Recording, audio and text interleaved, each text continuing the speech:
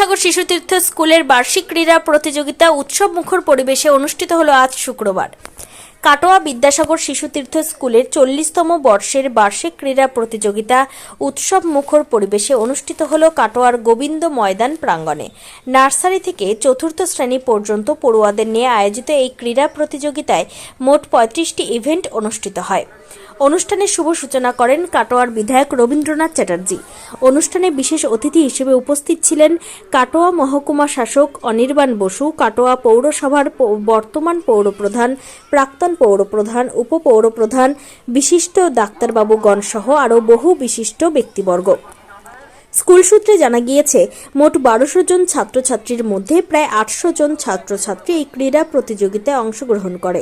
মাঠ জুড়ে ছিল শিশুদের উৎসাহ, অভিভাবকদের উচ্ছ্বাস ও শিক্ষক শিক্ষিকাদের প্রাণবন্ত উপস্থিতি। এদিন স্কুলের প্রধান শিক্ষক গুণেন চট্টোপাধ্যায় তার বক্তব্যে বলেন, বর্তমান প্রজন্ম মোবাইলের প্রতি অত্যাধিক আসক্ত হয়ে পড়ছে। খেলাধুলার মাধ্যমে শারীরিক ও মানসিক বিকাশ অত্যন্ত জরুরি, তাই ছাত্রছাত্রীরা যেন আরও বেশি করে খেলাধুলার প্রতি আগ্রহী হয়, সেই লক্ষ্যে এই আয়োজন। তিনি আরও জানান, এই বার্ষিক ক্রীড়া প্রতিযোগিতায় ছাত্রছাত্রীদের কাছে শুধুমাত্র প্রতিযোগিতা নয়, বরং এক আনন্দের উৎসব, যেখানে তারা অত্যন্ত উৎসাহের সঙ্গে অংশগ্রহণ করে। সার্বিকভাবে বিদ্যাসাগর শিশুতীর্থ স্কুলের এই বার্ষিক ক্রীড়া প্রতিযোগিতায় ছাত্রছাত্রীদের প্রতিভা বিকাশের পাশাপাশি সামাজিক ও সাংস্কৃতিক মিলন মেলায় পরিণত হয়। কাটোয়া থেকে শঙ্কু কর্মকারের report, crime press Bengal news. তারা কুপন দেখিয়ে বাচ্চার টিফিনটা নিয়ে নিন। এখন টিফিন দেওয়া হবে। আপনারা বাচ্চার ছাত্রছাত্রীদের নয়, জাজেস যারা রয়েছেন, যারা ভলেন্টিয়ার্স রয়েছেন এবং আমাদের সমস্ত শিক্ষক শিক্ষিকা সকলের টিফিন ব্রেক। তাই সকলকে অনুরোধ করব এই টিফিন ব্রেকে নিজের টিফিনটি করে নেওয়ার জন্য। যে সকল ছাত্রছাত্রীরা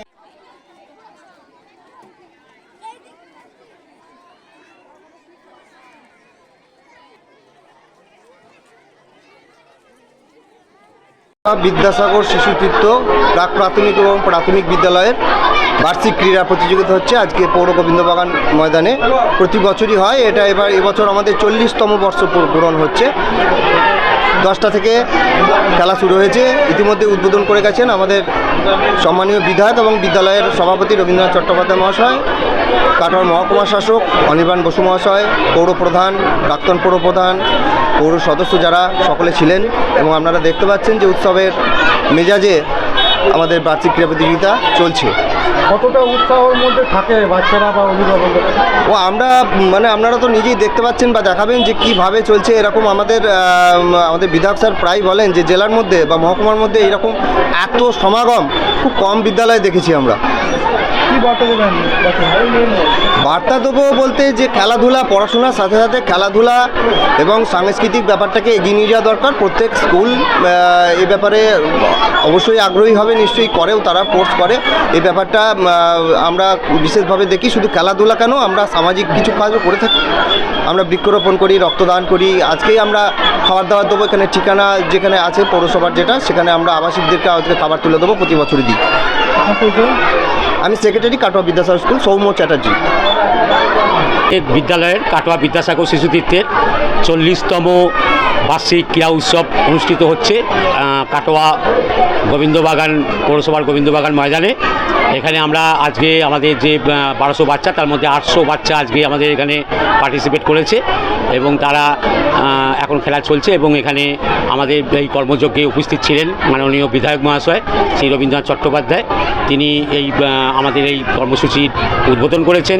এসছিলেন মাননীয় মহকুমা শাসক মহাশয়, এসছিলেন আমাদের চেয়ারম্যান মহাশয়, আমাদের ভাইস চেয়ারম্যান মহাশয় এবং আরও সব কাউন্সিলরবৃন্দ, বিভিন্ন অধ্যাপকবৃন্দ, বিভিন্ন ডাক্তারবাবুগণ এবং বিভিন্ন সমাজসেবীগণ এখানে এসেছিলেন।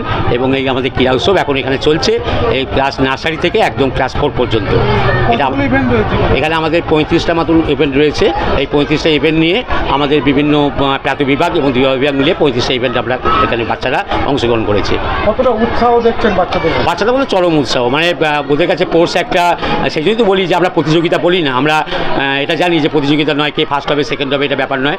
সবাই এসছে আগ্রহ করে, এবং একটা বাচ্চাদের মধ্যে যে উৎসাহ যে আমি ফার্স্ট হই বা না হই, তারা কিন্তু ক্রীড়া উৎসবে যোগ দিতে এসছে। কখনোই এটা প্রতিযোগিতা আমরা বলি না। তো দেখা যায় একটু পেছনে যাবেন, দেখা যায় যে বাচ্চারা এখন মোবাইলে বেশি আসক্ত হয়ে গেছে। বাচ্চারা মোবাইলেও তো আসক্ত হয়েছে, কিন্তু এটা তো অস্বীকার করার জায়গা নেই। কিন্তু সেইখান থেকে যেগুলো আগ্রহ দেখছি, তারা মোবাইলে এটা বাড়িতে যারা বাবা মা আছেন বা গার্জেন আছেন, আমরাও যারা রয়েছি সমাজের বিভিন্ন স্তরে, সবাইকে নিয়ে একটা কাউন্সিলিং তো করতেই হবে। কিন্তু তাহলেও খেলার উৎসবটা রয়েছে, খেলার উৎসব দিলে বাচ্চারা করবে। বাচ্চাদের যেভাবে বলবেন ওরা সেটাই চাইবে। বাচ্চাকে আপনি মোবাইল ধরাবেন, মোবাইল খেলবে। কি বলবে তাদের উদ্দেশ্যে, বাচ্চাদের উদ্দেশ্যে কি বলবে? বাচ্চাদের উদ্দেশ্যে অবশ্যই বলছি, কখনোই মোবাইল নয়। মোবাইল যদি প্রয়োজন হয় সেটা বাবা মা ব্যবহার করবে। তোমার যখন যেটুকু দরকার কোনো একটা কারণে, সেটা বাবা মা দেখে দেবেন। যখন ম্যাচুরিটি আসবে তখন তারপরে তার নিজের প্রয়োজনে করবে। কিন্তু ফালতু মোবাইল করে গেম খেলে বা অন্য কিছু দেখে তার কোনো লাভ নেই। জরুরি স্যার এটা একদম সমাজে জরুরি। একদম আমাদের খেলাধুলার মানটা আস্তে আস্তে আস্তে আস্তে শুধু পশ্চিমবঙ্গে কেন, গোটা ভারতবর্ষ জুড়েই এই একটা প্রভাব রয়েছে, যেখানে মানটা কমার একটা কারণ হচ্ছে বিভিন্ন যে ইয়াং ছেলেরা, যুবক ছেলেরা, তারা মাঠে যাচ্ছে না, মাঠের এক প্রান্তে বসে মোবাইল নিয়ে খেলছে। এটা মানে আমাদের কাছে এটা আসতে হবে, আস্তে আস্তে ওদের মধ্যে চেতনা জাগিয়ে তুলতে হবে, তাহলে অবশ্যই হবে। হবে না বললে হবে না, হবে। কি নাম আপনার? আমার নাম গুণেন চট্টোপাধ্যায়, আমি কাটোয়া বিদ্যাসাগর স্কুলের প্রধান শিক্ষক।